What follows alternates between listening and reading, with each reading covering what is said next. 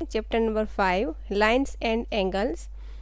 Lines and angles के बारे में हम क्लास 6 में भी सीख चुके हैं। चलिए उसका पहले रिवीजन कर लेते हैं।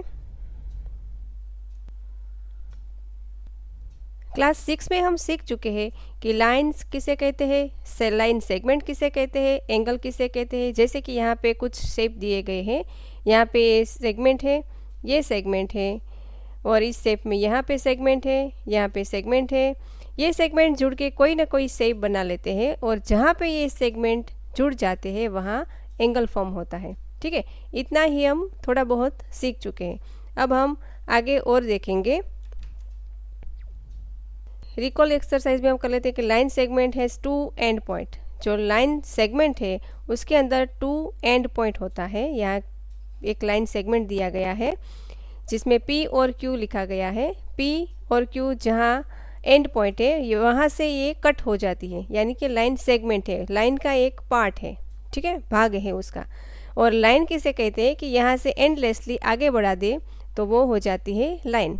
ठीक है, जैसे कि एक पॉइंट दिया गया हो और इससे आगे हम बढ़ते जाए तो ये बन जाती है पूरी एक लाइन। ठीक है, एंडलेसली इसे इस तरफ दोनों ही तरफ एरो बना लेते हैं, इसलिए क्योंकि वो एंडलेसली आगे बढ़ रही है। ठीक है, अगर इस दोनों में कोई कट लगा दे, यहाँ पे पॉइंट बना दे और ये पॉइंट, तो इतना जो पार्ट हो गया वो हो गया उसका लाइन सेगमेंट। ठीक है, और रे में क्या होता है कि एक स्टार्टिंग पॉइंट होता है, यानी कि ऐसा कहा जाता है कि एक एंड पॉइंट है लेकिन वो उसका स्टार्टिंग पॉइंट है, और एक तरफ वो आगे बढ़ती जा रही है, वो है एंडलेसली आगे बढ़ती जा रही है, इसीलिए उसे कहते हैं रे। ठीक है, पहले जो पिक्चर है वो लाइन सेगमेंट का है, दूसरा है वो लाइन का है, और तीसरा जो पिक्चर है वो है रे का। ठीक है, उसे कैसे डिनोट करते हैं, तो लाइन सेगमेंट पी क्यू है उसे ओ पी और ऊपर एक लाइन बना ली जाती है, ऐसे ही इसे कहते हैं लाइन सेगमेंट ओ पी, ऐसे डिनोट किया जाता है। और लाइन को डिनोट करने के लिए यहाँ पे ए बी नाम दिया है, कोई भी नाम दे सकते हैं, तो ए बी लिखा है और उसके ऊपर लाइन बना दी जाती है छोटी सी, इस तरह दोनों ही तरफ एरो लगा दिया जाता है, इसे डिनोट किया जाता है और इसे बोलते हैं लाइन ए बी। और जो रे होता है यहाँ पे ओ पी है, तो ओ पी को हम लिखेंगे ओ पी और उसके ऊपर तीर का निशान बनाते हैं, एक तरफ एरो लगा देते हैं और दूसरी तरफ नहीं लगाना है, इसी तरह उसे बोलते हैं रे ओ पी। ठीक है, इस तरह इसे डिनोट करते हैं। यहाँ तक तो हम अच्छे से सीख चुके हैं पहले की क्लास में। आगे देखते हैं हमारे आज की क्लास में क्या है। आगे हमें एंगल के बारे में भी दिया गया है, जो कि है कि एंगल जो फॉर्म होता है कि 2 लाइन सेगमेंट अगर जुड़ जाए या फिर 2 लाइन जुड़ जाए तो बन जाती है, और जहाँ पर भी वो इंटरसेक्ट करती है वहाँ पे कोई ना कोई एंगल फॉर्म होता है। जैसे कि यहाँ पे ट्राइंगल ए बी सी है, तो 2 लाइन सेगमेंट यहाँ पे ए सी और ए बी जुड़ जाता है तो ए की तरफ एक कॉर्नर बन जाता है जो कहलाता है एंगल ए। ठीक है, यहाँ पर आर एस और पी क्यू 2 लाइन से उसे इंटरसेक्ट करते हैं, तो ओ से वो इंटरसेक्ट जहाँ भी होती है वहाँ पे 4 कॉर्नर बनाती है। ठीक है, तो वो कॉर्नर को हम बोलते हैं एंगल्स। ठीक है, यहाँ पे लिखा गया है कि इस फिगर में line segment A B B C intersect at B to form angle A B C. ठीक है, वही तो हमने बताया, यहाँ पर बन जाता है ए बी सी। ठीक है, वैसे ही ए बी और ए सी जुड़ जाए तो जो कॉर्नर में मिलता है वो बी ए सी मिल जाता है, और ए सी और सी बी मिल जाता है तो जो कॉर्नर हमें मिलता है वो ए सी बी। ठीक है, इस फिगर में हम देखें तो पी ओ एस ये कॉर्नर मिल जाता है जो कहलाता है एंगल पी ओ एस, फिर हमें मिल जाता है एस ओ क्यू, फिर मिलता है हमें Q O R, and then हमें मिलता है आर ओ पी। बहुत ही आसान है बच्चों, धीरे धीरे समझते जाइए, बहुत ही इम्पोर्टेंट चैप्टर है हमारा, आगे भी आपको ये सब कुछ आता रहेगा। ठीक है, चलिए अब इसे हमें लिखना कैसे है वो देखते हैं। अगर ये कॉर्नर ए फॉर्म होता है, यहाँ पे बी ए सी लिखना है, तो इसे एंगल बनाते हैं और बी ए सी जिस भी कॉर्नर की हम बात करते हैं तो वो बीच में लिखना है यहाँ पे, तो वही कॉर्नर हम डिनोट करते हैं। ठीक है, यहाँ पे बच्चे बहुत सारी गलती कर लेते हैं कि BAC लिखना है तो कोई भी लग देते हैं कि ABC, कॉर्नर ABC, तो ये कॉर्नर हुआ ABC, यानी कि ये कॉर्नर हुआ, ये बन जाता है। ठीक है, यानी कि अभी आपको A के बारे में लिखना है तो कॉर्नर BAC ही लिखना होगा।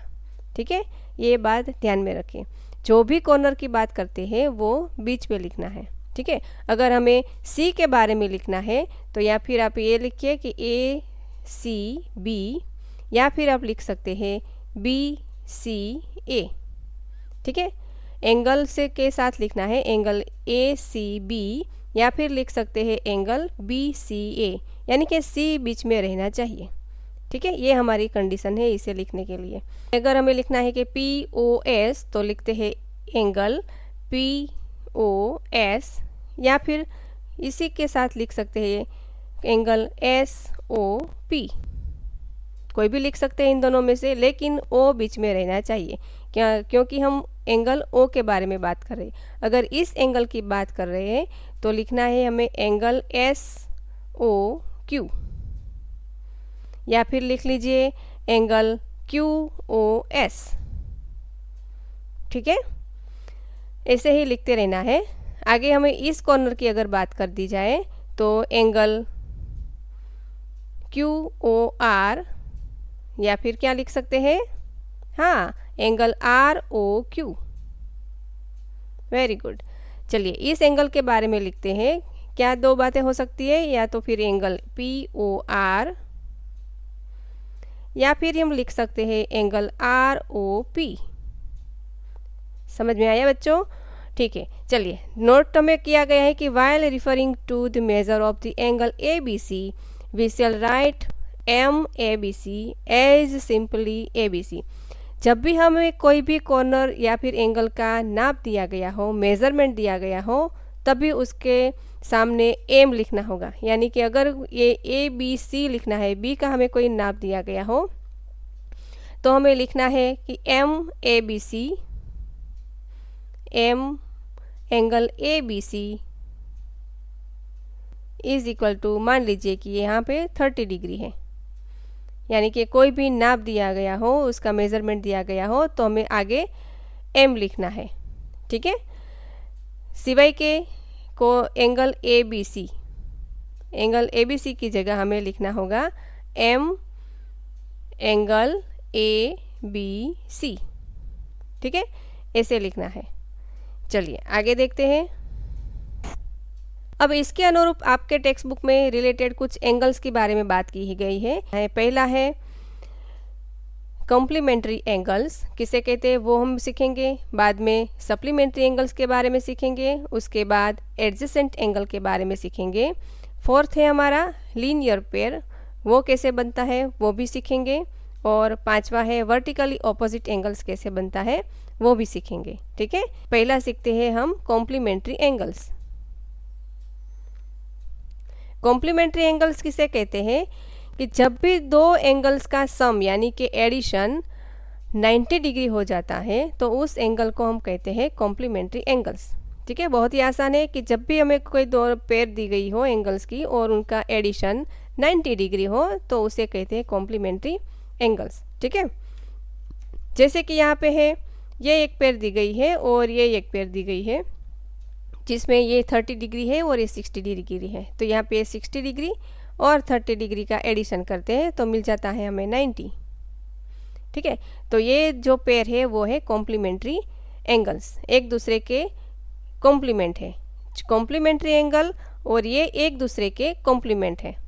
30 degree is complement of 60 degree and 60 degree is complement of 30 degree, ऐसे कहते हैं। ठीक है, और यहाँ पे दी गई है 65 एंड 35, इसका एडिशन कर लेते हैं। कैरी फॉरवर्ड 1 किया, 6 7 8 9 10 यानी कि 110, यानी कि 90 से तो ज़्यादा हो गया। तो ये जो पेयर है वो कॉम्प्लीमेंट्री एंगल्स नहीं है।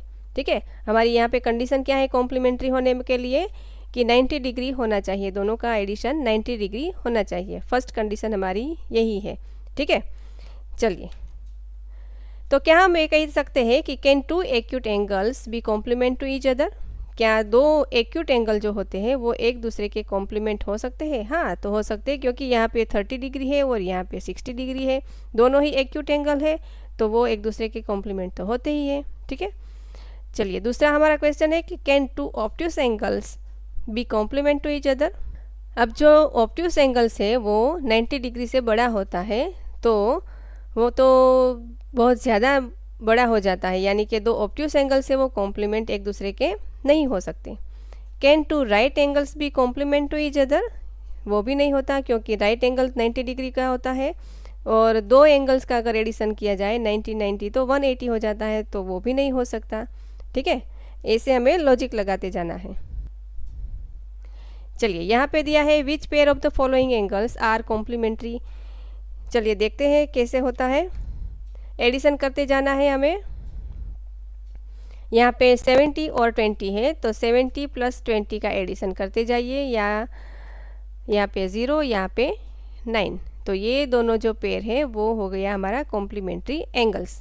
ठीक है, और 70 है 20 का कॉम्प्लीमेंट है और 20 है वो 70 का कॉम्प्लीमेंट है। ठीक है, यहाँ पे है 75 और 25।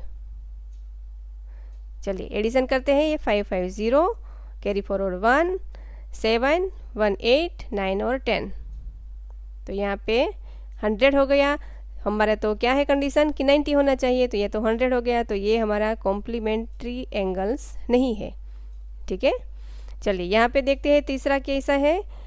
48 है और 52 है, एडिशन करते हैं। 8 + 2 0, 1 कैरी फॉरवर्ड 4 और 10, यहाँ पे भी 100 हो गया। ठीक है, तो ये भी कॉम्प्लीमेंट्री एंगल्स नहीं है। चलिए आगे देखते हैं। 55 एंड 35 का एडिशन करते हैं। 5 5 0 हो गया, 1 हो गया कैरी फॉरवर्ड, 5 + 1 6, 6 + 3 9, तो ये तो हो गया 90 डिग्री, यानी कि ये जो पेयर है वो हो गया कॉम्प्लीमेंट्री एंगल्स, यानी कि 35 है वो 55 का कॉम्प्लीमेंट है और 55 है वो 35 का कॉम्प्लीमेंट है। ठीक है, यहाँ पे हमें कुछ क्वेश्चन दिए गए हैं कि which is the measure of the complement of which of the following angles. यहाँ पे सारे के सारे जो हमें एंगल्स दिए गए हैं उसके कॉम्प्लीमेंट हमें फाइंड करना है। तो बहुत ही आसान है, यहाँ पे 45 दिया गया है और उसका कॉम्प्लीमेंट हमें ढूंढना है।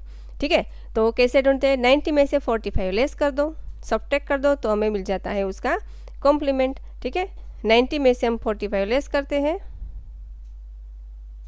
तो हमें मिल जाता है 45, तो 45 का जो कॉम्प्लीमेंट एंगल है वो 45 हो जाता है। वैसे ही 65, 41 और 54 का आप कमेंट बॉक्स में हमें लिख के ज़रूर भेजिएगा। ठीक है, करना क्या है, 90 में से लेस करते जाना है, सब्ट्रैक्ट करते जाना है और वैसे आपको उसका कॉम्प्लीमेंट मिलता जाएगा। ठीक है, बाद में है सप्लीमेंट्री एंगल्स। सप्लीमेंट्री एंगल्स किसे कहते हैं? यहाँ पे देखिए दो पेयर दी गई है 60 और 120 की। चलिए 60 और 120 का हम एडिशन करके देखते हैं। ये है 120 और ये 60, तो यहाँ पे हो गया 8 और ये 180। यहाँ पे देखते हैं 112 और 68। चलिए एडिशन करते हैं। यहाँ पे 0 कैरी फॉरवर्ड किया 1 और यहाँ पे 8 और ये पर हो गया 1।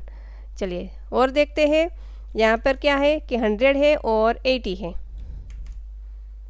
तो 100 और 80 का एडिशन कर लेते हैं, तो ये हो गया 0, ये 8 और ये 1, यानी कि 180। चलिए नेक्स्ट देखते हैं कि 135 और 45, उसका एडिशन में क्या आता है कि 45 यहाँ पे लिख दिया। चलिए ये 0 कैरी फॉरवर्ड किया 1, ये हो गया 8 और ये हो गया 1। यहाँ पे आपने नोटिस किया होगा कि सारी जो हमें पेयर दी गई है सबका एडिशन हमें मिल जाता है 180। ठीक है, 180 डिग्री सबका एडिशन हो जाता है, यानी कि दो जो पेयर हमें दी गई हो उसका एडिशन अगर 180 हो जाता है तो उसे कहते हैं सप्लीमेंट्री एंगल्स। समझ में आया? अगर 90 डिग्री होती है तो उसे कहते हैं कॉम्प्लीमेंट्री एंगल्स और 180 डिग्री होता है तो उसे कहते हैं सप्लीमेंट्री एंगल्स। और इसे भी क्या कहते हैं कि 60 डिग्री जो है वो 120 का सप्लीमेंट है और 120 का जो सिर्फ 60 डिग्री है वो उसका सप्लीमेंट है, एक दूसरे का वो सप्लीमेंट है। और दोनों पेयर को क्या कहते हैं, सप्लीमेंट्री एंगल्स। ठीक है, चलिए यहाँ पे कुछ क्वेश्चन है कि can 2 obtuse angles be supplementary. 2 obtuse angle जो होते हैं यानी कि 90 डिग्री से जो बड़े एंगल्स होते हैं, क्या वो सप्लीमेंट्री एंगल्स हो सकते हैं? नहीं हो सकते, क्योंकि 90 से बड़े हो तो कैसे हो गए? 91 अगर हम लिख लें, मान लीजिए कि 91 हो गया, तो ये हो गया 2 9 9 18, तो 182 हो गया। ठीक है, तो ये तो नहीं हो सकता ना, हमारी कंडीशन है कि 180 होना चाहिए।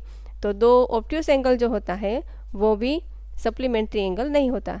कैन 2 एक्यूट एंगल्स भी सप्लीमेंट्री, तो वो भी नहीं हो सकता। कि वो जो 90 डिग्री से कम हो उसका एडिशन किया जाए तो वो भी सप्लीमेंट्री नहीं हो सकता।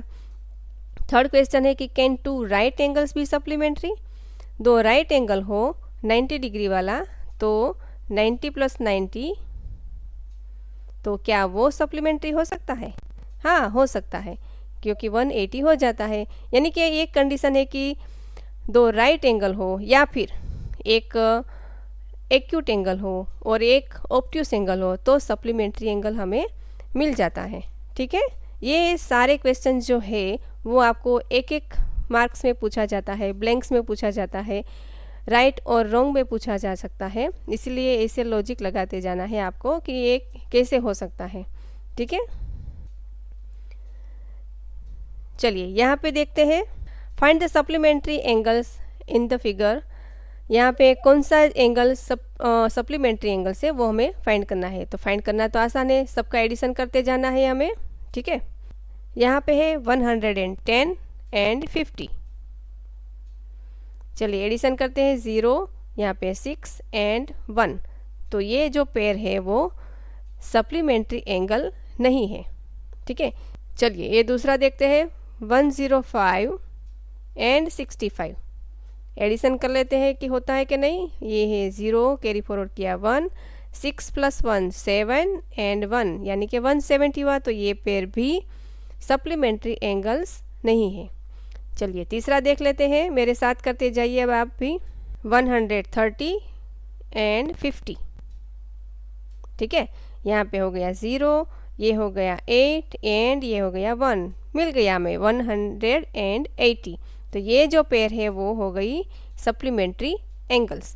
ठीक है, चलिए ये देखते हैं, 45 + 45 यानी कि 90 डिग्री है, ये सप्लीमेंट्री एंगल नहीं है, ये है कॉम्प्लीमेंट्री एंगल्स। तो हमें तो फाइंड करना था सप्लीमेंट्री एंगल, यानी कि ये सप्लीमेंट्री एंगल्स नहीं है। ठीक है, चलिए what will be the measure of the supplement of each of the following angles. यानी कि ये जो भी हमें एंगल्स के नाप दिए गए हैं, मेजरमेंट हमें दिया गया है, उसका हमें सप्लीमेंट फाइंड करना है। ठीक है, तो बहुत ही आसान है, जो भी नंबर दिया है उसे 180 में से सब्ट्रैक्ट कर लेना है। यानी कि जो 100 है पहला, तो 180 में से 100 को हम सब्ट्रैक्ट कर लेते हैं। ठीक है, तो ये हो गया 0, ये हो गया 8 और ये हो गया 0, तो 100 का सप्लीमेंट्री एंगल हो गया 80 डिग्री। समझ में आ गया बच्चों? हाँ, तो 90 का सप्लीमेंट्री तो हमें पता है कि 90 ही होता है, 180 में से 90 लेस करो तो 90 ही हो जाता है।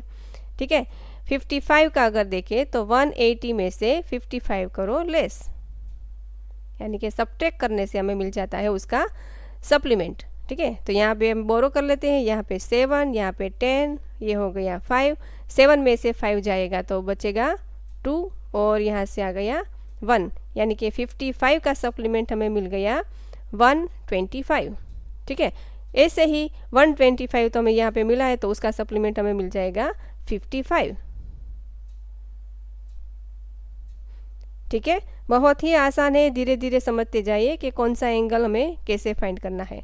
ठीक है, वैसे ही है अब एडजेसेंट एंगल के बारे में जानते हैं कि एडजेसेंट एंगल किसे कहते हैं। एडजेसेंट शब्द का मतलब ही होता है बिल्कुल पास का, यानी कि बगल का। ठीक है, यहाँ पे जो हमें ड्राइंग दिया गया है कि एक बुक है, उस बुक में यहाँ पे जब हम बुक खोलते हैं और बीच में ऐसे एक पेज रख देते हैं तो यहाँ पे एक जो एंगल है उसके बाद बिल्कुल पास में ये दूसरा एंगल भी बन जाता है। ठीक है, तो ये जो एंगल बन जाता है उसके बिल्कुल पास का जो दूसरा एंगल बन जाता है उसे कहते हैं एडजेसेंट एंगल। दूसरा जो हमें ड्राइंग दिया गया है, एक व्हील है, उसके अंदर ये जो सेंटर है उसमें से 3 कॉर्नर हमें मिल जाता है। 3 कॉर्नर जो यहाँ पे मिलता है वहीं से हमें 3 यहाँ पे एंगल मिलते हैं। ठीक है, और ये जो एंगल है उसके बाद इसका जो एंगल है उसके बाद यहाँ पे पास का जो है वो उसका एडजेसेंट एंगल बन जाएगा, और इसका जो है उसके बाद का वो उसका एडजेसेंट, यानी कि एक दूसरे के एडजेसेंट एंगल इसमें बन जाते हैं। ठीक है, अब कंडीशन क्या है कि एडजेसेंट एंगल होने के लिए उनमें एक कॉमन वर्टेक्स होना चाहिए। कंडीशन क्या है बच्चों कि एक कॉमन वर्टेक्स होना चाहिए, यानी कि एक बिंदु, एक पॉइंट उसमें कॉमन होना चाहिए। ठीक है, दूसरी कंडीशन है कि they have a common arm, यानी कि एक आर्म जो होती है, आर्म यानी कि एक साइड उसमें कॉमन होती है। इसीलिए हमारी एक कंडीशन है, एक तो वर्टेक्स कॉमन होना चाहिए, दूसरी की हमारी कंडीशन है कि एक आर्म कॉमन होना चाहिए। ओके, और तीसरी जो कंडीशन है वो जो नॉन कॉमन आर्म्स जो इसकी होती है वो उसकी अलग अलग साइड में होनी चाहिए, इधर साइड में होनी चाहिए, यानी कि इस तरफ और इस तरफ, यानी कि एक साइड दोनों नहीं होनी चाहिए, कॉमन साइड की अलग अलग साइड में दोनों ही आर्म ये होनी चाहिए। समझ में आ गया बच्चों? ये जो मैं ड्रॉ करते हैं, यानी कि ये जो कॉमन अगर हो तो उसकी एक आर्म इस तरफ और एक आर्म इस तरफ होनी चाहिए, नहीं कि अगर ये कॉमन है और तो दोनों ही ये एक तरफ ही हो, ऐसा नहीं होना चाहिए। ठीक है, अलग अलग साइड में होना चाहिए। अच्छे से समझते हैं उसको। चलिए, यहाँ पर है are the angles marked 1 and 2 adjacent. चलिए देखते हैं कि एडजेसेंट एंगल है कि नहीं। चलिए अच्छे से समझाते हैं। यहाँ पर जो पिक्चर दिया गया है उसमें एक वर्टेक्स है, चलिए एक कॉमन आर्म है, ओके चलो, और एक ये आर्म है इसकी, और एक ये आर्म है। ठीक है, चलो ये कॉमन आर्म की दोनों ही अलग अलग साइड है और एक वर्टेक्स हो गया, तो चलिए ये एडजेसेंट एंगल है हमारा। ठीक है, समझ में आ गया। दूसरा है, यहाँ पे एक लाइन ड्रॉ की गई है, उसमें एक ये एंगल है और ये दूसरा एंगल है। ठीक है, तो यहाँ पर भी एक कॉमन वर्टेक्स है, एक कॉमन आर्म है, और कॉमन आर्म की दोनों ही साइड एक एक आर्म है। पता चल गया? इसलिए ये भी कहलाते हैं एडजेसेंट एंगल। तीसरा जो है उसमें देखते हैं कि कॉमन वर्टेक्स तो है ही नहीं, यहाँ पे एक एंगल बनता है और एक एंगल यहाँ पर बनता है। ठीक है, तो इसमें तो कॉमन वर्टेक्स ही नहीं है, तो ये तो यहीं से पता चल जाता है कि ये एडजेसेंट एंगल नहीं है। पता चला बच्चों? चलिए अब इसमें देखते हैं कि यहाँ पे एक एंगल बनता है और एक एंगल ये बड़ा वाला है। ठीक है, तो इन में से कॉमन वर्टेक्स तो हो जाता है, और ये कॉमन आर्म, दोनों एंगल में कॉमन आर्म ये है। अच्छे से समझना, ये कॉमन आर्म है। तो हमारा कंडीशन ये है कि कॉमन आर्म की दोनों साइड जो नॉन कॉमन आर्म है वो दोनों साइड होनी चाहिए। ये तो नहीं है यहाँ पे, क्योंकि ये जो कॉमन आर्म है उसकी एक तरफ ही ये दोनों आर्म है ना, ये दोनों आर्म तो एक साइड हो जाती है, इसीलिए ये भी एडजेसेंट एंगल नहीं है। पता चल रहा है ना बच्चों? नेक्स्ट देखते हैं, यहाँ पे 1 है और यहाँ पे 2 है, दोनों का वर्टेक्स एक ही है, दोनों की कॉमन आर्म ये है और कॉमन आर्म की दोनों साइड नॉन कॉमन आर्म है, तो ये हो जाता है हमारा एडजेसेंट एंगल। ठीक है, अच्छे से समझ लिया। चलिए दूसरा है, इन द गिवन फिगर 5.10 यहाँ पे फॉलोइंग एडजेसेंट एंगल है कि नहीं वो दिखाइए। चलिए यहाँ पे है एंगल AOB, यानी कि AOB यानी कि इस एंगल की बात की गई है, एंड एंगल BOC यानी कि ये BOC ये दोनों एंगल एक दूसरे के एडजेसेंट एंगल है कि नहीं। चलिए देखते हैं। यहाँ पे दोनों में ये कॉमन वर्टेक्स हो गया, ये कॉमन आर्म हो गई, और कॉमन आर्म की बाजू में नॉन कॉमन आर्म है, यानी कि ये जो पेयर है वो हो गई हमारी एडजेसेंट एंगल। ठीक है, नेक्स्ट है बी ओ डी, यानी कि बी ओ डी ये बड़ा वाला एंगल है बताया गया है, और दूसरा है बी ओ सी, यानी कि इतना वाला बी ओ सी। अब तो आपको पता चल गया ना, ये जो हमने आगे किया था वैसा ही है कि कॉमन वर्टेक्स तो है, ठीक है, दोनों की आर्म एक कॉमन है वो तो ये है, और नॉन कॉमन आर्म है जो एक साइड हो जाती है। ठीक है, तो इसे हम एडजेसेंट एंगल नहीं बोल सकते, तो ये हमारी एडजेसेंट एंगल नहीं है। ठीक है, चलिए उसी हिसाब से हमें कुछ क्वेश्चन पूछे गए हैं कि can two adjacent angle be supplementary angle, क्या दो एडजेसेंट एंगल है वो सप्लीमेंट्री एंगल हो सकते हैं। तो यहाँ पर है, देखिए यहाँ पर कि ये सप्लीमेंट्री होने के लिए दोनों का एडिशन 180 होना चाहिए, तो यहाँ पे जो एंगल बन जाता है वो उसका एडिशन 180 हो जाता है, और वो दोनों एडजेसेंट भी है, तो हम कह सकते हैं कि ये एडजेसेंट एंगल सप्लीमेंट्री हो सकते हैं। कैन टू एडजेसेंट एंगल्स भी कॉम्प्लीमेंट्री, वो भी हो सकता है, क्योंकि कॉम्प्लीमेंट्री होने के लिए क्या हो सकता है 90 डिग्री होना चाहिए। चलिए यहाँ पे हम 90 डिग्री का ड्रॉ कर लेते हैं। ये 90 डिग्री का हमने एंगल बना लिया, और यहाँ पे बीच में से हमने दो पार्ट कर लिए, तो ये कॉमन हो गई आर्म, और ये दोनों साइड की आर्म हो गई।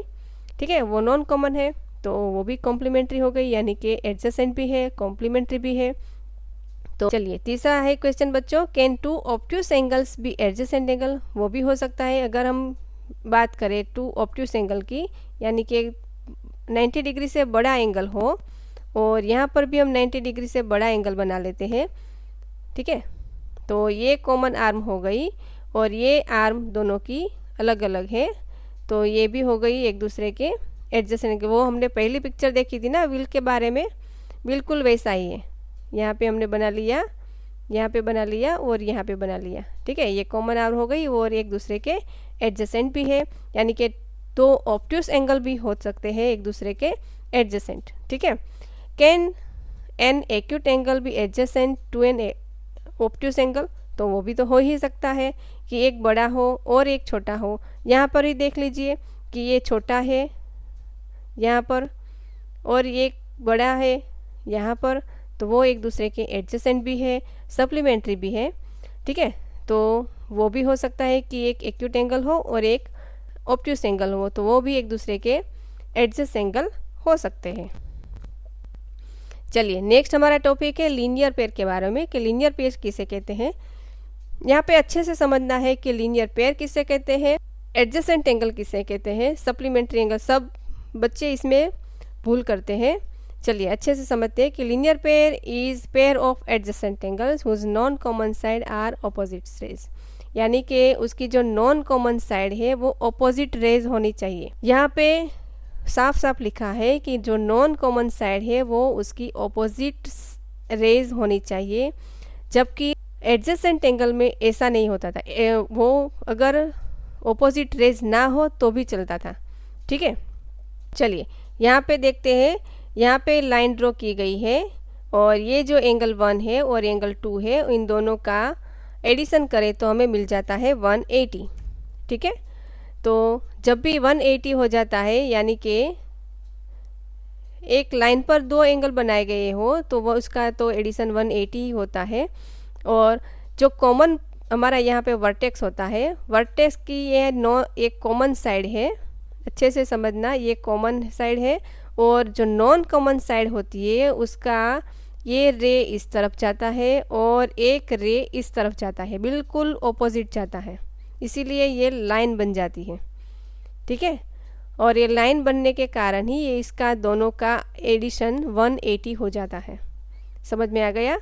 चलिए यहाँ पर देख लेते हैं कि यहाँ पे दो एंगल है वो एक दूसरे के एडजेसेंट तो है, कॉमन वर्टेक्स है, कॉमन आर्म है, दोनों की जो नॉन कॉमन आर्म है वो अलग अलग साइड है। चलिए ये तो पता चल गया कि ये एडजेसेंट एंगल है, लेकिन उनकी जो नॉन कॉमन साइड है वो ऑपोजिट रेज नहीं है, यानी कि ये रे इस तरफ है तो दूसरी रे इस तरफ होनी चाहिए, ये इस तरफ होनी चाहिए, लेकिन नहीं है, इस तरफ है उसकी ये रे तो, ठीक है, तो ये हमारा लीनियर पेयर नहीं बनता। समझ में आ गया बच्चों? लीनियर पेयर होने के लिए जो नॉन कॉमन साइड है वो ऑपोजिट रेज होनी चाहिए, ठीक है। चलिए यहाँ पे साफ साफ लिखा है कि अब observe that opposite rays which are non common side 1 and 2 form line, एक, ठीक है, ये दोनों की जो नॉन कॉमन साइड है वो एक लाइन बना लेता है, ठीक है, जिसका एडिशन हमें मिल जाता है 180। तो यहाँ पे कुछ क्वेश्चन है कि can 2 acute angles form a linear pair, क्या दो एक्यूट एंगल यानी कि 90 से जो कम होता है क्या वो लीनियर पेयर बना सकता है? नहीं बना सकता, क्योंकि खुद एक 90 डिग्री से कम है तो वो उसकी जो ऑपोजिट साइड होगी वो ऑपोजिट रेस नहीं बनेगी, ठीक है। वैसे ही पूछा गया है कि can 2 obtuse angles form a linear pair, वो भी नहीं हो सकता, क्योंकि ऑब्ट्यूस एंगल जो हम बनाते हैं वैसे तो उसकी जो नॉन कॉमन साइड है वो एक दूसरे की ऑपोजिट रेज नहीं बनेगी, इसलिए ये भी लीनियर पेयर नहीं है। लीनियर यानी कि लाइन तो बननी चाहिए तो ही उसे हम लीनियर पेयर कहेंगे, ठीक है।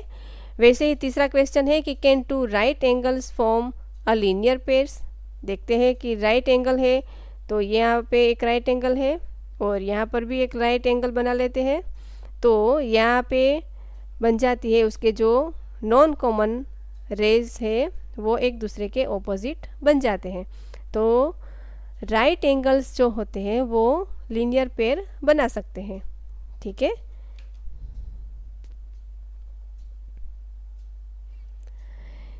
Check which of the following pairs of angles form a linear pair, यहाँ पे देखिए ड्राइंग से ही पता चल जाता है कि अगर उसकी नॉन कॉमन जो रेज होती है वो ऑपोजिट साइड में हो तो वो लीनियर पेयर बना लेती है। यहाँ पे ये है और यहाँ पे बिल्कुल उसकी ऑपोजिट है तो ये बन जाता है हमारा लीनियर पेयर। यहाँ पर देख लीजिए कि यहाँ पर 90 डिग्री है और यहाँ पर 60 डिग्री है, तो ये इस तरफ जाता है तो होना चाहिए किस तरफ? इस तरफ होना चाहिए ना, नहीं है, तो ये लीनियर पेयर हमारा नहीं है, ठीक है। यहाँ पर दो एंगल अलग अलग दिया गया है कि 90 डिग्री है और ये 80 डिग्री है, तो ये भी हमारा लीनियर पेयर नहीं बन सकता, ठीक है। यहाँ पर चौथा जो ड्राइंग दिया गया है उसके अंदर ये जो कॉमन आर्म है और ये जो उसकी नॉन कॉमन आर्म है ये और ये वाली, ये दोनों एक दूसरे के बिल्कुल ऑपोजिट है, तो ये जो ड्राइंग बनाई है वो भी लीनियर पेयर की ही है, ठीक है। चलिए आगे हमारा टॉपिक है कि वर्टिकली ऑपोजिट एंगल्स किसे कहते हैं। बहुत ही आसान है ये तो। उसके लिए हमें एक रबर बैंड लेकर, हमारे पास पेंसिल होती है, जो पेंसिल को बीच में से रबर बैंड करके ऐसे हम क्रॉस लगा देते हैं और देखते हैं कि कैसा शेप बनता है, ठीक है। Get the 4 angles formed 1, 2, 3 and 4। चलिए यहाँ पर 1 है, 2, 3 and 4 ऐसा एंगल्स फॉर्म हो जाता है। 1 इज़ वर्टिकली ऑपोजिट टू 3, यानी कि ये 1 है वो उसके सामने, बिल्कुल सामने का जो एंगल है वो है 3, ठीक है। एंड 2 का वर्टिकली ऑपोजिट है वो बिल्कुल सामने का जो है वो 4 है, यानी कि 2 का वर्टिकली ऑपोजिट एंगल कहते हैं हम 4 को और 1 को ऑपोजिट वर्टिकली ऑपोजिट कहते हैं 3 को, ठीक है। यहाँ पर बताया गया है कि we call 1 and 3 a pair of vertically opposite angles, ये एक पेयर बन जाती है, ठीक है। 1 and 3 वो पेयर है वर्टिकली ऑपोजिट की और 2 and 4 है वर्टिकली ऑपोजिट की, ठीक है। चलिए, can you name the other pair of vertically opposite angles. ऐसे ही अब बहुत सारी हमारे लाइफ में हम देखते हैं कि ये जो शेप है टेबल की, ये है कैंची की, ठीक है, ये एक दूसरा टेबल है। कहीं ना कहीं ऐसे वर्टिकली हमें कोई ना कोई शेप मिल ही जाता है कि जो वर्टिकली ऑपोजिट एंगल यहाँ पे फॉर्म होता है, यहाँ पर भी ये फॉर्म होता है, देख लीजिए। यहाँ पर तो बहुत सारे बनते हैं, यहाँ पर है, यहाँ पर है, ठीक है, यहाँ पर इसका बन जाता है सामने सामने से, ठीक है। तो यहाँ पर हमें ये पूछा गया है कि 1 है क्या वो 3 के इक्वल है या फिर 2 है वो 4 के इक्वल है। चलिए चेक करते हैं इसे। ये हम पहले ट्राई कर लेते हैं कि ये दोनों एक दूसरे के समान है कि नहीं। चलिए, we can arrive at this result through logically reasoning at following. चलिए, एक लाइन ले ली है हमने एल और एक लाइन ले ली हमने एम, ठीक है। दोनों को इंटरसेक्ट किया है ओ से, ओ की जगह पे दोनों इंटरसेक्ट होते हैं, ओके। और ऐसे हमें मार्क करना है angle 1, angle 2, angle 3 and angle 4 से हमने मार्क कर दिया, ठीक है। अभी हमें प्रूव करना है कि angle 1 is equal to angle 3 and angle 2 is equal to angle 4। ये हमें प्रूव करना है। चलिए कैसे करते हैं। Now angle 1 is equal to 180 minus angle 2। कैसे करते हैं कि एंगल 1 है इज इक्वल टू, यानी जो देखिए यहाँ पे इस तरफ देखिए कि एंगल 1 एंड एंगल 2 है वो एक ही लाइन पर है। अच्छे से देखिए, लाइन एम पर दोनों ही बनते हैं, यानी कि उन दोनों का एडिशन कितना हुआ 180, ठीक है। तो 180 में से एंगल 2 को हम सब्ट्रैक्ट कर लेते हैं तो हमें मिल जाता है एंगल 1। तो angle 1 is equal to 180 minus angle 2, पता चल गया। वैसे ही एंगल 3 और एंगल 2 की बात करें, यानी कि लाइन एल पर, तो angle 3 is equal to 180 minus angle 2, यानी कि दोनों एल लाइन पर बनते हैं। तो 3 में से अगर 2 को 180 में से अगर 2 को लेस करते हैं तो 3 मिल जाता है, ठीक है। यानी कि angle 1 plus angle 2 is equal to 180 and angle 3 plus angle 2 is equal to 180, ठीक है। दोनों में एंगल 2 कॉमन आता है, ध्यान से देखिए, ठीक है। तो दोनों में अगर ये दोनों ऐड करने से सेम आंसर आ जाता है तो ये एंगल और ये एंगल सेम ही होगा, ठीक है। यानी कि angle 1 is equal to angle 3, पता चल गया। Similarly we can prove angle 2 is equal to angle 4। यहाँ पे इन द गिवन फिगर, यहाँ पे एक फिगर बनाई गई है, उसमें angle 1 is equal to 30 degree, यानी कि यहाँ पे हम बना लेते हैं एंगल 1 यानी कि 30 डिग्री बना लिया, और एंगल 2 फाइंड करना है एंड एंगल 3 फाइंड करना है। ये एंगल 1 है, ये 2 है, ये 3 है और ये 4 है, ठीक है। चलिए, अभी हमें ये तो पता है कि वर्टिकली ऑपोजिट है वो एक दूसरे के समान होते हैं, यानी कि ये अगर 30 डिग्री है तो ये भी कितना हो गया 3 नंबर का, ये भी 30 हो गया। तो हमें जो पूछा गया है वो तो हमें मिल गया कि 30 डिग्री है, ठीक है। और ये जो है, ये एक लाइन बना ली हमने एल और ये एक लाइन बना ली एम, ठीक है। तो एक लाइन पर है, एक 180 डिग्री में से अगर हम 30 डिग्री लेस कर ले, 180 में से ये नंबर 1 वाला एंगल है वो लेस कर लेते हैं तो हमें मिल जाता है 150, यानी कि 2 नंबर जो है उसका जो हमें मेज़रमेंट मिलता है वो हो गया 150। वैसे ही 150 के बिल्कुल ऑपोजिट, वर्टिकली ऑपोजिट है नंबर 4, तो उसका भी मेज़रमेंट होगा 150, ठीक है। चले, यहाँ तक हमने अच्छे से सीख लिया। एक्सरसाइज हम दूसरे वीडियो में करेंगे।